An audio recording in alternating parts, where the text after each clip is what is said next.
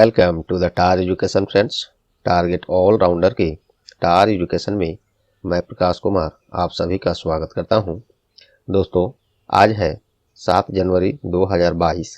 देखेंगे अब तक के सभी महत्वपूर्ण करंट अफेयर्स जो आपके आगामी सभी परीक्षाओं के लिए अति महत्वपूर्ण होंगे। साथ में देखेंगे ये सभी एक्स्ट्रा फैक्ट्स जो आपको औरों से आगे रखेगा। इस क्लास का PDF आप टार एजुकेशन की इन सभी सोशल मीडिया प्लेटफॉर्म्स और वेबसाइट से डाउनलोड कर सकते हैं। सभी का लिंक नीचे डिस्क्रिप्शन बॉक्स में दिया हुआ है, तो आप वहां से PDF और टार एजुकेशन के वेबसाइट पर अन्य बहुत सारे मटेरियल के लिए जरूर विजिट करें। ये क्लास हिंदी इंग्लिश दोनों में है, ऑप्शंस भी दोनों में है। आपसे आग्रह है कि क्लास को अंत तक अटेंड करें, तभी आपको इस क्लास का महत्व पता चलेगा। और क्लास यदि परीक्षा उपयोगी लगे तो प्लीज़ वीडियो को लाइक कर देंगे, ज़्यादा से ज़्यादा शेयर करके टार एजुकेशन का सहयोग करेंगे। और चैनल पर आप नए हैं या चैनल को अब तक सब्सक्राइब नहीं किए हैं तो अभी सब्सक्राइब बटन दबा दें और बेल आइकन भी साथ में दबा दें। और पहले से सब्सक्राइब कर लिए हैं तो आपको कुछ नहीं करना, आपका बहुत बहुत धन्यवाद। बस लाइक और शेयर जरूर कर दें। चलिए बिना देर किए शुरू करते हैं आज का क्लास। पहला प्रश्न है, which country has recently become the 102nd member of the International Solar Alliance ISA। हाल ही में कौन सा देश अंतर्राष्ट्रीय सौर संगठन ISA का 102वां सदस्य बन गया है? सही जवाब है एंटीगुआ एंड बारबुडा। ये इंटरनेशनल सोलर अलायंस का 102वां सदस्य बन गया है। आइए देखते हैं ISA ये क्या है। तो ISA अर्थात इंटरनेशनल सोलर अलायंस, ये हिंदी में इसको अंतर्राष्ट्रीय सौर संगठन कहते हैं। भारत सरकार की पहल पर, मोदी जी के पहल पर शुरू किया गया है। इसका प्रस्तावना उन्हीं के द्वारा, श्री नरेंद्र मोदी के द्वारा नवंबर 2015 में वेम्बली स्टेडियम यूनाइटेड किंगडम में एक भाषण के दौरान प्रस्तावित किया गया था। उन्होंने ये प्रस्ताव रखा था और बहुत जल्द ही इसको UN में मान्यता दिया गया, स्वीकृति दिया गया। सभी देशों ने इसको सराहा और शुरू कर दिया गया। इस गठबंधन का प्राथमिक उद्देश्य जीवाश्म ईंधन पर निर्भरता को कम करने के लिए सौर ऊर्जा की कुशल खपत के लिए काम करना है। इसके बारे में देखते हैं। और इंटरनेशनल सोलर अलायंस इसका फुल फॉर्म है। इसकी स्थापना 30 नवंबर सन 2015 में हुआ था, मोदी जी के फर्स्ट कार्यकाल में ही। और इसका मुख्यालय गुरुग्राम अपने देश भारत में है। और इसके प्रेसिडेंट कौन है? अजय माथुर हैं।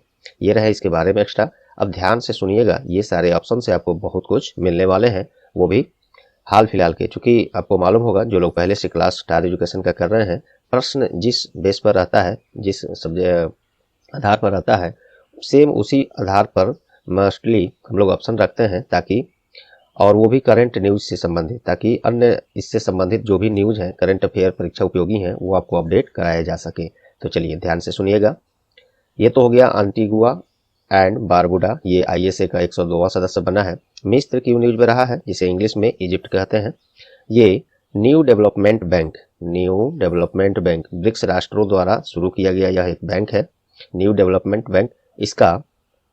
इससे जुड़ने वाला फोर्थ देश जो है, राष्ट्र नेशन जो है, कौन बना है? ये मिस्र ही, इजिप्ट ही बना है। तो न्यू डेवलपमेंट बैंक जो कि ब्रिक्स राष्ट्रों द्वारा शुरू किया गया है, इसका चौथा सदस्य ये इजिप्ट बन गया है। इसको आप याद रखेंगे। इजिप्ट की राजधानी क्या है? तो कायरो है। और इसका यहाँ पे करेंसी क्या चलता है? Egyptian pound. चलिए अगला ऑप्शन है USA। ये क्यों न्यूज में रहा है? तो ये जो हम लोग अभी प्रश्न किए हैं इंटरनेशनल सोलर अलायंस के बारे में, बिल्कुल इसी का ये 101वां सदस्य बना है। कौन? USA के अभी प्रेसिडेंट जो बाइडन है, जो कि आप लोग जानते हैं। इसमें बताना एक एक्स्ट्रा मुझे ये था कि ये कितने 46वें क्रम के 46th प्रेसिडेंट है USA के। इसलिए ये बताना पड़ा है कि इनसे पहले जो 45th डोनाल्ड ट्रंप थे, इनके बारे में ये प्रश्न पूछा गया था कि ये अमेरिका के कौवे राष्ट्रपति हैं। तो ये अब जो बाइडन 46वें हैं, इनसे पहले जो बाइडन थे, याद रखिएगा। US का कैपिटल वाशिंगटन DC है, ये भी मालूम है आपको। चलिए, तो ISA का 101वां सदस्य ये बना है, 102वां सदस्य, ये प्रश्न का आंसर जो है ये बना है। ठीक है, चलिए अगला है ईरान। ये न्यूज में क्यों रहा है? तो SCO संघाई कोऑपरेटिव ऑर्गेनाइजेशन, इसका 9वां सदस्य, 9th मेंबर्स कौन बना है? तो ये ईरान बना है। और ईरान का राजधानी कहाँ है? तो ईरान की राजधानी तेहरान है। और इसका यहाँ पे मुद्रा क्या चलता है? तो ईरानियन रियाल चलता है, ईरानियन रियाल। ये सभी ऑप्शंस से और एक्स्ट्रा फैक्ट ये सब आपको मिले पहले प्रश्न से। उम्मीद करता हूँ ये सब आपको परीक्षा उपयोगी लगी होंगी, पसंद आई होंगी। चलिए अगला प्रश्न देखते हैं। हाल ही में किसे संघाई सहयोग संगठन SCO का नया महासचिव नियुक्त किया गया है? तो इसका सही जवाब है झांग मिंग। झांग मिंग ये SCO के नए महासचिव अर्थात सेक्रेटरी जनरल बनाए गए हैं। चलिए इसके बारे में कुछ एक्स्ट्रा पहले देखते हैं, फिर ऑप्शन पर आएंगे। झांग मिंग चीनी राष्ट्र के राजदूत हैं जिन्हें इस पद पर बनाया गया है। SCO के बारे में ऊपर थोड़ा सा हम लोग चर्चा किए थे, अब चलिए इसके बारे में डिटेल देख लेते हैं। संघाई कोऑपरेशन ऑर्गेनाइजेशन इसका फुल फॉर्म होता है। इसका मुख्यालय बीजिंग जो कि चाइना की राजधानी है, और सेक्रेटरी जनरल यही झांग मिंग जो बन गए प्रश्न में बनकर आया है। स्थापना इसका 15 जून 2001 15 जून को इसका स्थापना हुआ था। और SCO में परमानेंट मेंबर्स कौन कौन है? तो देखिए चाइना, रसिया, तजाकिस्तान, कजाकिस्तान, उज्बेकिस्तान, किर्गिस्तान, अपना देश भारत, पाकिस्तान और ईरान, ये सभी राष्ट्र SCO के मेंबर कंट्री हैं। ये मेंबर कंट्री ज़्यादा नहीं है, आप इसको याद जरूर रखेंगे। कभी कभी ऑप्शंस में इस तरह का प्रश्न आया करता है, बिल्कुल आता है। चलिए अब ऑप्शन से खेलते हैं, ध्यान से सुनिएगा, बहुत कुछ यहाँ से आपको लेटेस्ट के हाल फिलहाल की चीज़ें मिलेंगे। कैथरीन रसेल, ये तो झांग मिंग बन गए हैं SCO के नए सेक्रेटरी जनरल महासचिव। अब चलिए कैथरीन रसेल ये क्यों न्यूज में रहे हैं? तो हाल ही में यूनिसेफ के प्रमुख कौन बने हैं? तो ये कैथरीन रसेल ही बनी है। कैथरीन रसेल यूनिसेफ के नए प्रमुख के रूप में नियुक्त की गई हैं। कैथरीन रसेल, बिल्कुल इसको याद रखिएगा, बिल्कुल लेटेस्ट है। ओलाफ एस्कोल्ज ये न्यूज में क्यों रहे हैं? तो जर्मनी के नए चांसलर कौन बने हैं? ओलाफ एस्कोल्ज ही बने हैं। ये किनका जगह लिए हैं? तो 16 वर्षों से चले आ रहे एंजेला मार्केल जो जर्मनी के चांसलर थे, उनका जगह लिए हैं ओलाफ एस्कोल्ज। तो ये बिल्कुल लेटेस्ट है, याद रखिएगा आप। नेक्स्ट देखते हैं विक्रम मिश्री ये न्यूज में क्यों रहे हैं? तो अपना देश भारत का उप सुरक्षा सलाहकार, राष्ट्रीय सुरक्षा सलाहकार अर्थात deputy NSA, deputy national security adviser अर्थात राष्ट्रीय सुरक्षा सलाहकार, ये विक्रम मिश्री को बनाया गया है, जो इससे पहले चाइना में भारतीय राजदूत थे। अच्छा, ये तो बने हैं उप राष्ट्रीय सुरक्षा सलाहकार, डिप्यूटी नेशनल सिक्योरिटी एडवाइजर। तो NSA अर्थात नेशनल सिक्योरिटी एडवाइजर अर्थात राष्ट्रीय सुरक्षा सलाहकार कौन है? ये उप हैं, उप राष्ट्रीय सुरक्षा सलाहकार हैं। तो राष्ट्रीय सुरक्षा सलाहकार कौन है? तो ये श्री अजित डोभाल हैं। डोभाल ये राष्ट्रीय सुरक्षा सलाहकार हैं, कई बार इनके बारे में परीक्षा में पूछा गया है। और ये लेटेस्ट है विक्रम मिश्री, इसमें डिप्यूटी NSA बने हैं और NSA अजित डोभाल हो गए। तो ये रहे दूसरे प्रश्न से इतने सारे फैक्ट्स। उम्मीद करता हूँ आपको ये सब पसंद आए होंगे, परीक्षा उपयोगी लगे होंगे। अगला प्रश्न है, हाल ही में जाने माने क्रिकेटर भानुका राजपक्षे इन्होंने अंतर्राष्ट्रीय क्रिकेट से संन्यास लेने का घोषणा किया है। प्रश्न ये है कि ये किस देश के खिलाड़ी हैं, क्रिकेटर हैं? तो इसका सही जवाब है श्रीलंका। श्रीलंका का ये क्रिकेटर हैं, अंतर्राष्ट्रीय क्रिकेट से संन्यास लेने का घोषणा कर दिया है। आइए श्रीलंका की बात चली है तो श्रीलंका के बारे में देख लेते हैं। इसका 2 राजधानियां हैं, एक है कोलंबो एग्जीक्यूटिव काउंसिल कार्यपालिका राजधानी जिसे कहते हैं, और एक है श्री जयवर्धनापुरे कोट्टे लेजिस्लेटिव कैपिटल अर्थात विधायी राजधानी। यहाँ पे मुद्रा क्या चलता है? श्रीलंकन रूपी चलता है। प्रधानमंत्री महिंद्रा राजपक्षे हैं और प्रेसिडेंट गोटबाया राजपक्षे हैं। खास बात यह है यहाँ पे एक और चीज कि ये दोनों खास भाई हैं, महिंद्रा राजपक्षे और गोटबाया राजपक्षे, ये दोनों भाई हैं प्रधानमंत्री और राष्ट्रपति के रूप में। चलिए अब यहाँ पे हम लोग ICC के बारे में देख लेते हैं, क्योंकि ये क्रिकेट से संबंधित प्रश्न है। तो ICC क्या?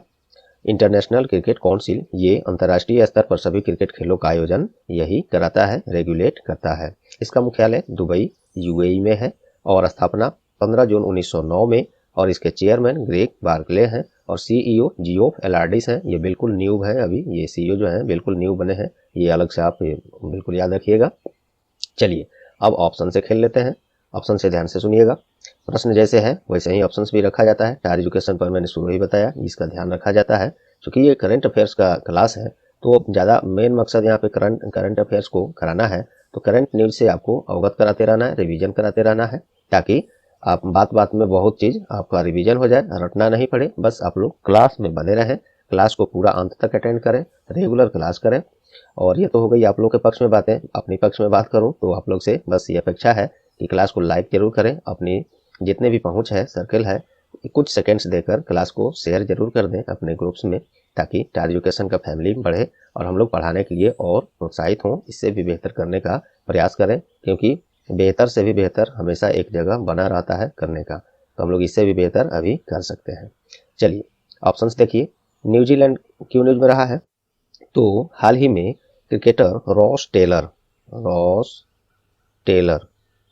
टेलर भी एक अंतर्राष्ट्रीय क्रिकेटर हैं, कहाँ के? न्यूजीलैंड के। इन्होंने भी संन्यास का घोषणा कर दिया है। साउथ अफ्रीका तो और न्यूजीलैंड का राजधानी कहाँ है? तो वेलिंगटन है। वेलिंगटन साउथ न्यूजीलैंड का ये राजधानी है वेलिंगटन। यहाँ पे मुद्रा क्या चलता है? तो न्यूजीलैंड डॉलर यहाँ पे चलता है। प्रधानमंत्री जेसिंडा अर्डन है वहाँ का, न्यूजीलैंड के, जो वहाँ की प्रथम महिला प्रधानमंत्री भी हैं। ये बात अलग से आप याद रख सकते हैं, जेसिंडा अर्डन। चलिए साउथ अफ्रीका क्यों न्यूज में रहा है? तो साउथ अफ्रीका के क्रिकेटर हैं क्विंटन डी कॉक। स्पेलिंग हो सकता है यहाँ पे थोड़ा सा इधर उधर हो, तो आप क्विंटन डी कॉक, ये Quinton de Kock South Africa के क्रिकेटर हैं। इन्होंने भी अंतर्राष्ट्रीय क्रिकेट से संन्यास लेने का घोषणा कर दिया है। साउथ अफ्रीका का 3 राजधानियां हैं, एक है प्रिटोरिया, एक है केपटाउन और एक है ब्लूमफोंटेन। ये 3 राजधानियां हैं वहाँ पे। और मुद्रा वहाँ पे क्या चलता है? तो साउथ अफ्रीकन रैंड वहाँ पे मुद्रा चलता है। ये रहे साउथ अफ्रीका के बारे में। और इंडिया, ये ऑप्शन में मैं क्यों दिया हूँ? प्रश्न है, ये क्रिकेटर जो लोग अभी हाल फिलहाल में रिटायरमेंट घोषणा कर दिए हैं संन्यास का, तो अपने भारत से भी ये क्रिकेटर हाल फिलहाल में रिटायर होने का, संन्यास लेने का घोषणा कर दिया है। आपको उम्मीद करता हूँ याद होगा कौन है वो। तो हरभजन सिंह अपने देश से अंतर्राष्ट्रीय क्रिकेट से संन्यास लेने का घोषणा कर दिया है। ये न्यूज में कुछ ही दिनों की बात है। और हरभजन सिंह के बारे में आप एक फैक्ट जान सकते हैं कि भारतीय क्रिकेट टीम की तरफ से पहला हैट्रिक लेने वाला प्लेयर ये हरभजन सिंह ही है। 3 विकेट लेने को हैट्रिक बोलते हैं क्रिकेट में, ये मैक्सिमम लोग को मालूम होगा ही। तो पहला हैट्रिक लेने वाला क्रिकेटर भारत की तरफ से हरभजन सिंह ही थे, जो अब संन्यास का घोषणा अंतर्राष्ट्रीय क्रिकेट से कर दिए हैं।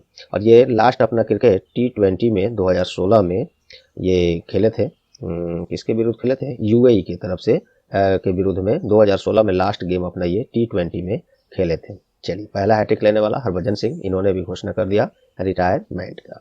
तीसरे प्रश्न से इतने कुछ मिले आपको। चलिए अगला प्रश्न देखते हैं। हाल ही में 25वें नेशनल यूथ फेस्टिवल का लोगो और शुभंकर, इसको लोगो और मैस्कॉट इंग्लिश में कहते हैं, लॉन्च किया गया है। इसका आयोजन एक्चुअली में कहाँ होगा? 25वां, ये भी याद रखिएगा अलग से, 25वें नेशनल यूथ फेस्टिवल, इसका आयोजन कहाँ किया जाएगा? तो ये किया जाएगा पुदुचेरी में। ये कब किया जाएगा? यहाँ पे मैंने दिया है 12 से 16 जनवरी इसी महीने में 2022 पुदुचेरी में 25वें नेशनल यूथ फेस्टिवल का आयोजन किया जाएगा। तो पुदुचेरी में होगा, इसके बारे में देख लेते हैं। राजधानी क्या है? पुदुचेरी ही है।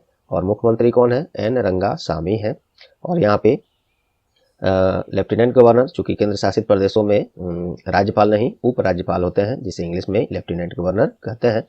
ये छोटी छोटी बातें मैं इंग्लिश हिंदी वाला ये बात इसलिए बोल रहा हूँ कि दोस्तों आप लोगों में से बहुत लोग ऐसे भाई बहन हैं जिन लोगों को छोटी छोटी बातों का ये इंग्लिश हिंदी में तो अभी दिक्कत है, तो वो मैं बताते चलता हूँ, क्योंकि सबको एक समान जानकारी मिलनी चाहिए, कोई भी कन्फ्यूजन किसी को ना रह जाए। वैसे भी जो भी कन्फ्यूजन हो आप लोग कमेंट में अवश्य निधड़क हमेशा किसी भी बात पर आप लोग पूछे जरूर, मैं उसका रिप्लाई पूरा करूँगा। तो उपराज्यपाल अभी वहाँ पे पुदुचेरी में इनको रखा गया है तमिलिसाई सौंदरराजन, और ये ऑलरेडी किसी राज्य का राज्यपाल हैं। क्या आपको याद है वो? क्योंकि वहाँ के राज्यपाल है ये, और इनको ये तमिलिसाई सौंदरराजन को पुदुचेरी का एडिशनल चार्ज दिया गया। देखिए यहाँ पे मैंने लिखा है, तो एक्चुअली में ये कहाँ के राज्यपाल हैं?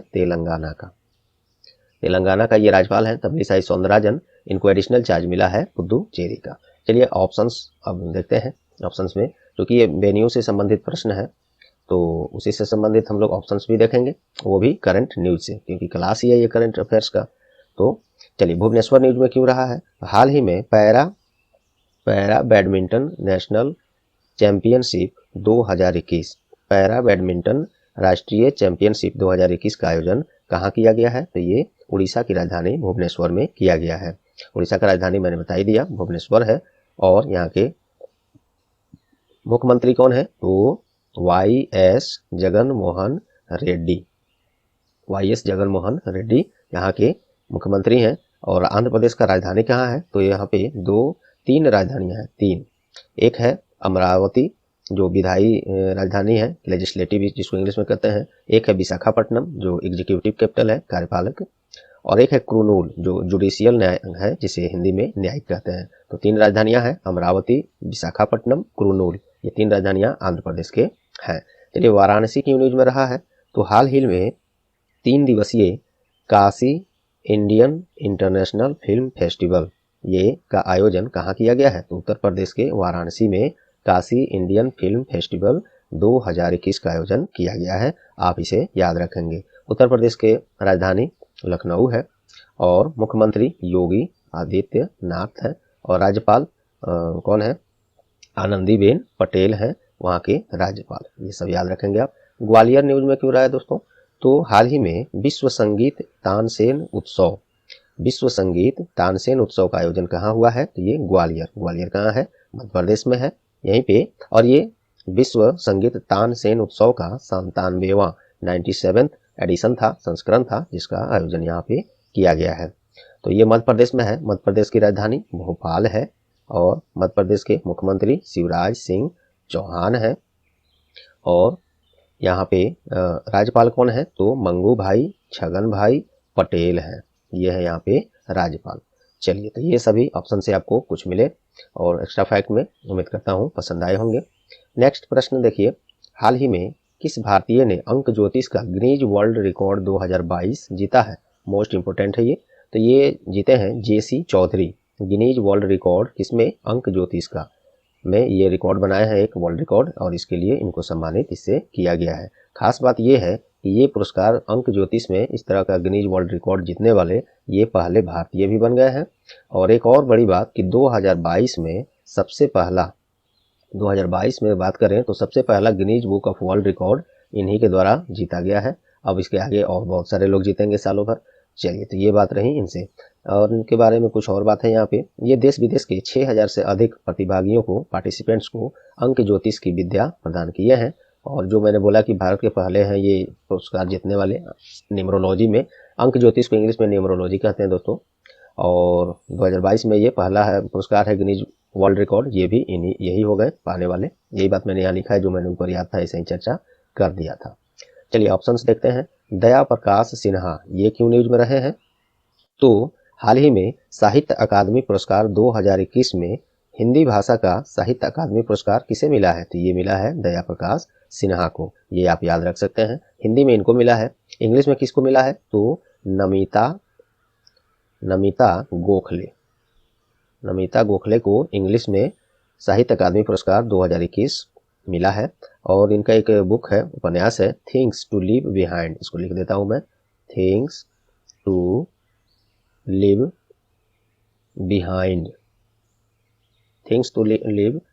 ये उपन्यास है नमिता गोखले का। इनको इंग्लिश भाषा में साहित्य अकादमी पुरस्कार 2021 प्राप्त हुआ है और हिंदी में दया प्रकाश सिन्हा को। अन्य भाषाओं में ऐसे ये 20 प्लस लगभग 24 भाषाओं में, लैंग्वेजेज में ये पुरस्कार मिला है इस बार। सभी का लिस्ट स्टार एजुकेशन की वेबसाइट पर एक पोस्ट में आपको मिल जाएगा, वहां जाके सर्च कीजिएगा, मिल जाएगा, वहां से पढ़ सकते हैं, PDF डाउनलोड कर सकते हैं।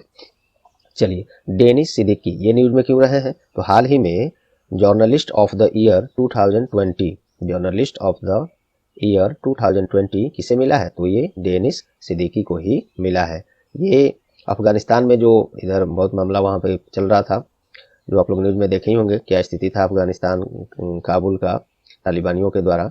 तो वहीं पे ये अपनी कार्य कर रहे थे, पत्रकारिता का काम कर रहे थे। उसी में किसी तरह का इनके साथ ऑकरेंस हुआ और इसमें उनका देहांत हो गया था। तो इन्हीं को मिला है journalist of the year 2020 Danish Siddiqui. Alia Bhatt क्यों न्यूज में रहे हैं?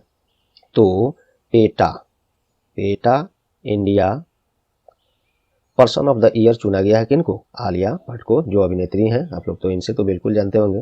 PETA India person of the year चुना गया है आलिया भट्ट को। ये सभी पॉइंट्स आपको एक्स्ट्रा में यहाँ मिले। चलिए अगला प्रश्न देखते हैं। ये थोड़ा सा लिखावट और नीचे रहना चाहिए था, फिर भी पढ़ा जाएगा दोस्तों, पढ़ी देखिए। हाल ही में, अब यहाँ से कुछ दोस्तों देखिए, 5 ही प्रश्न मैंने MCQ में फॉर्म किया है, क्योंकि कल रात में लेट से आया हूँ और ज़्यादा प्रश्न को MCQ में फॉर्म नहीं किया हूँ। लेकिन यहाँ से अभी आपको बहुत सारे क्वेश्चन है और मोस्ट इंपोर्टेंट है सब। आप बने रहें, लगभग 18-19 प्रश्न है टोटल इस क्लास में आज, और सभी एक से एक है, काफ़ी महत्वपूर्ण है। जो आपको एग्जाम्स के लिए ज़रूर उसको रिटेन करना होगा। तो एक्स्ट्रा फैक्ट इसमें बिल्कुल हम लोग सब देखेंगे। देखिए सभी प्रश्न में जो भी संभव है और ज़रूरी है वो एक्स्ट्रा फैक्ट देने में, उसमें मैं कहीं कोताही नहीं करता, चाहे जितना भी लेट हो जाए। क्लास ऐसे भी माफ़ी चाहता हूँ, आज क्लास लेट भी हम लोग कर रहे हैं, कारण यही था।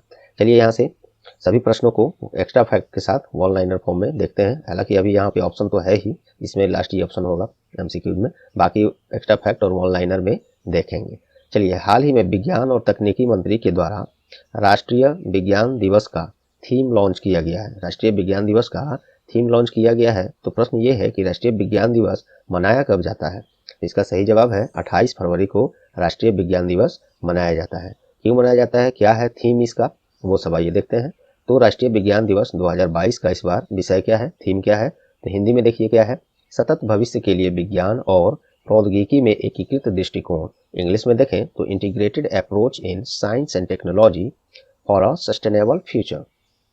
और ये क्यों मनाया जाता है, रमन प्रभाव की खोज को चिन्हित करने के लिए ये प्रत्येक वर्ष 28 फरवरी को मनाया जाता है। और इसका थीम जो लॉन्च किए हैं वो विज्ञान एवं तकनीकी मंत्री के द्वारा लॉन्च किया गया है। तो कौन है, तो श्री जितेंद्र सिंह है, और इनको ये स्वतंत्र प्रभार में ये मंत्रालय दिया गया है। श्री जितेंद्र सिंह, विज्ञान और तकनीकी मंत्री। अब चलिए ऑप्शंस देखते हैं, बाकी सब ऑप्शन क्यों न्यूज में रहे हैं हाल फिलहाल में।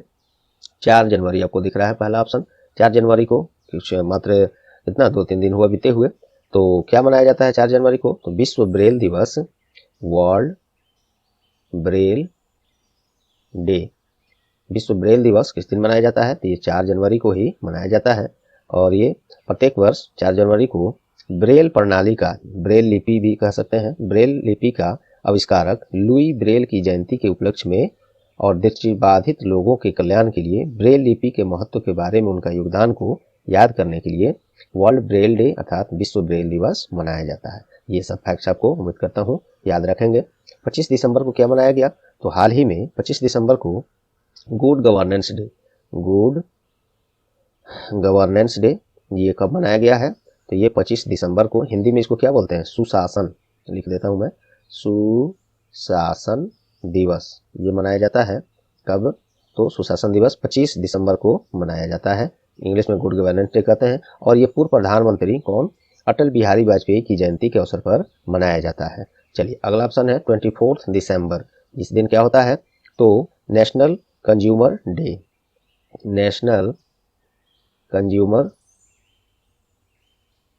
डे, हिंदी में इसको क्या बोलेंगे, राष्ट्रीय उपभोक्ता दिवस। ये कब मनाया जाता है, तो 24 दिसंबर को ही मनाया जाता है। इसका विषय भी जान लीजिए, थीम 2021 में क्या रहा है, राष्ट्रीय उपभोक्ता दिवस का विषय अर्थात थीम 2021 का क्या रहा है, तो प्लास्टिक प्रदूषण से निपटना, प्लास्टिक प्रदूषण से निपटना, ये इसका थीम रहा है 2021 में। तो ये सभी फैक्ट्स इसमें रहे आपको। अब यहाँ से चलिए एक्स्ट्रा फैक्ट के साथ, काफ़ी ध्यान से सब सुनिएगा, बहुत कुछ यहाँ से आगे प्रश्नों में आपको अभी मिलेंगे। हाल ही में ICC women's cricket world cup 2022 के लिए मिताली राज की अगुवाई में भारतीय टीम का ऐलान कर दिया गया है। तो ये आपको एग्जाम में नहीं आएगा, मुझे भी मालूम है। प्रश्न ये है कि ICC women's cricket world cup 2022 का आयोजन कहाँ होगा, ये आएगा, ये आ सकता है। तो कहाँ होगा, न्यूजीलैंड में होगा ये ICC women's cricket world cup, तो 2025 न्यूजीलैंड में आयोजित होगा। और 15 सदस्यीय टीम का ऐलान किया गया है, इनकी अगुवाई में, मिताली राज की अगुवाई में। चलिए इसका आयोजन 4 मार्च से 3 अप्रैल 2022 तक न्यूजीलैंड में होगा, ये बात हो गया। और ICC के बारे में ऊपर हम लोग दोस्तों एक बार चर्चा कर चुके हैं, तो यहाँ दोबारा मैं नहीं कर रहा हूँ, आप कुछ सेकंड रोक कर इसको कर सकते हैं, पढ़ सकते हैं। हाँ, BCCI के बारे में नहीं बताया हूँ मैं। BCCI जैसे ICC है, अंतर्राष्ट्रीय स्तर पर क्रिकेट खेल का आयोजन ये कराता है, उसी तरह भारत में क्रिकेट का आयोजन कौन कराता है, इससे रेगुलेट कौन करता है, तो BCCI अर्थात board of control for cricket in India. इसका स्थापना 4 दिसंबर 1928 में।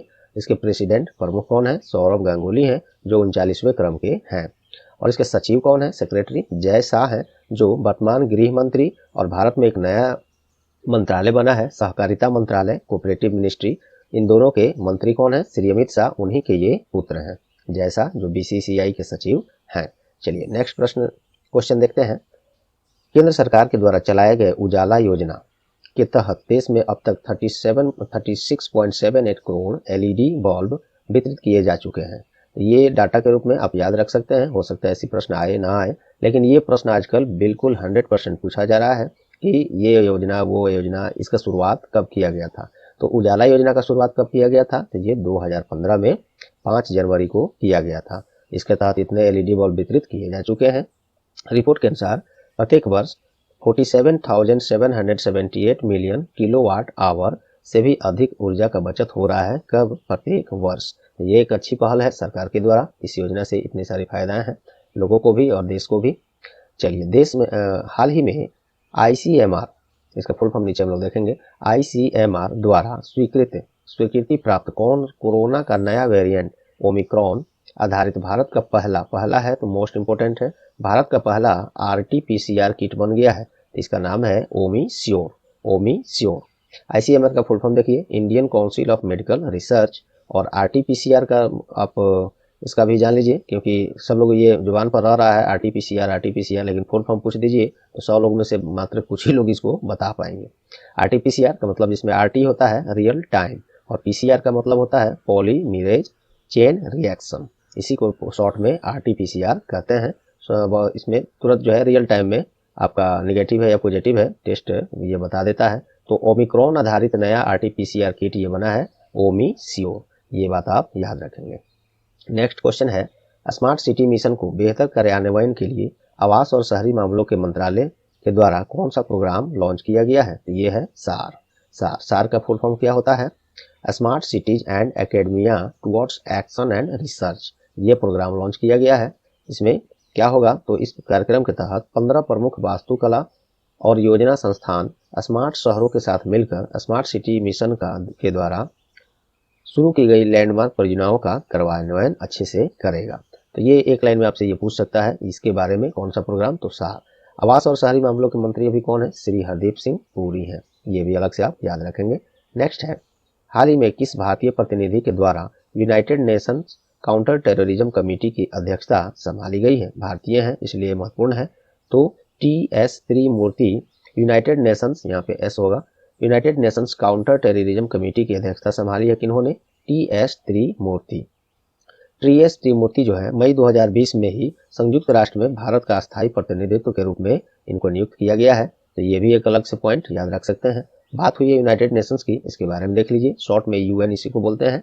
स्थापना 24 अक्टूबर 1945 में, मुख्यालय इसका न्यूयॉर्क USA में है और सेक्रेटरी जनरल अर्थात महासचिव कौन है? एंटोनियो गुटेरस है। और इनका कार्यकाल हाल ही में बढ़ाया गया है, तो न्यूज में ये पुनः आ गए हैं। और ऐसे भी तो UN के प्रमुख हैं तो होंगे ही, तो ये पूछा जा सकता है, याद रखेंगे।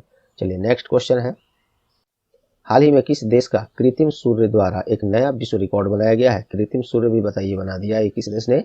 चाइना ने। इसके द्वारा बनाए गए कृत्रिम सूर्य के द्वारा मात्र 17 मिनट में 5000 कुछ सेकेंड्स में ये 70 मिलियन डिग्री सेल्सियस ऊर्जा उत्पन्न किया है। ये नया रिकॉर्ड इसी के द्वारा बनाया गया है। किस देश का है ये कृत्रिम सूर्य? चाइना। ये याद रखेंगे। चाइना का अंतरिक्ष एजेंसी का नाम क्या है? CNSA। चीन की राजधानी क्या है? बीजिंग है। और यहाँ पे मुद्रा युआन या रेनमिनबी चलता है। युआन या रेनमिनबी से क्या मतलब है? दो क्यों? तो देखिए, जैसे अपने यहाँ रुपी चलता है, अपना इंडिया का करेंसी क्या है? रुपीज है।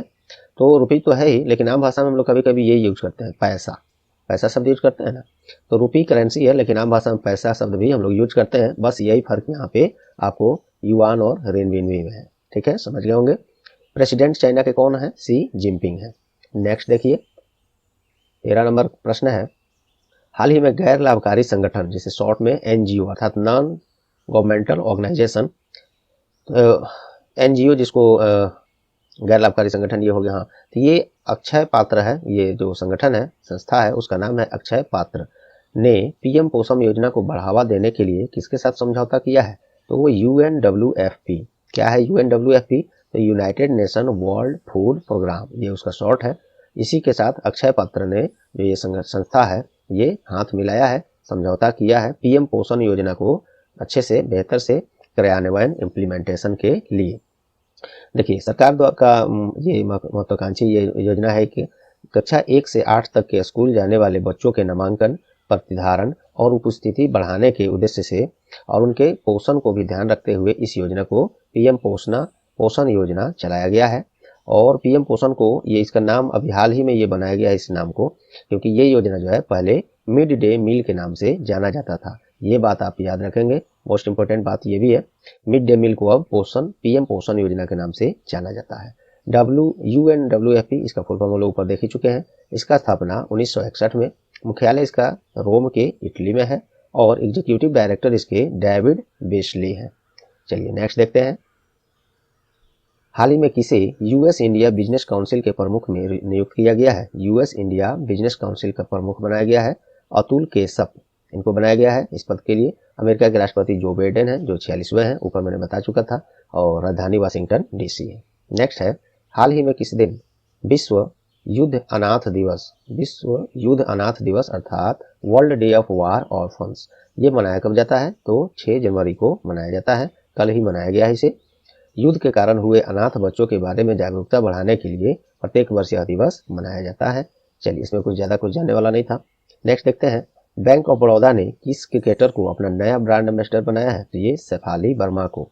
शेफाली वर्मा भारतीय महिला क्रिकेट टीम के ये प्लेयर हैं, इन्हीं को बैंक ऑफ बड़ौदा ने अपना नया ब्रांड एम्बेसडर बना दिया। बैंक ऑफ बड़ौदा का स्थापना 20 जुलाई 1908 में, मुख्यालय इसका बड़ोदरा गुजरात में है और इसके चेयरमैन हसमुख अधिया है।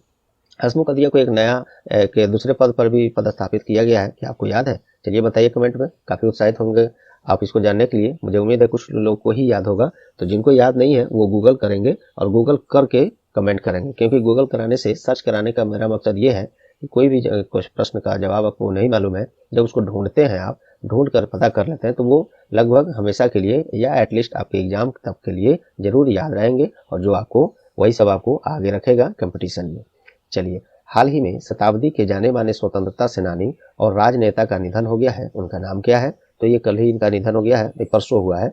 अय्यप्पन पिल्लै, ये समझिए तो 100+ ये होकर ही इनकी निधन हुई है, इसलिए ये शताब्दी शब्द भी प्रयोग किया जा रहा है। शताब्दी के जाने माने फ्रीडम फाइटर और राजनेता भी रहे हैं। इनका निधन 107 वर्ष की आयु में हो गया है। और ये अय्यप्पन पिल्लै जो है केरल राज्य से संबंध रखते थे और वहां से भारतीय जनता पार्टी BJP के नेता भी रहे हैं।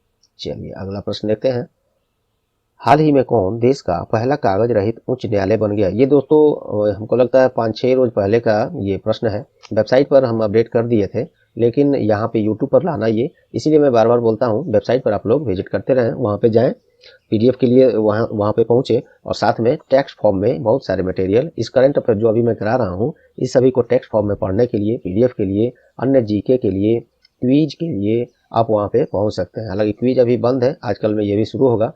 और चलिए, तो केरल के बारे में देख लेते हैं। केरल का हाईकोर्ट जो है कागज रहित उच्च न्यायालय, पहला उच्च न्यायालय ऐसा बन गया है जो कागज रहित हो गया।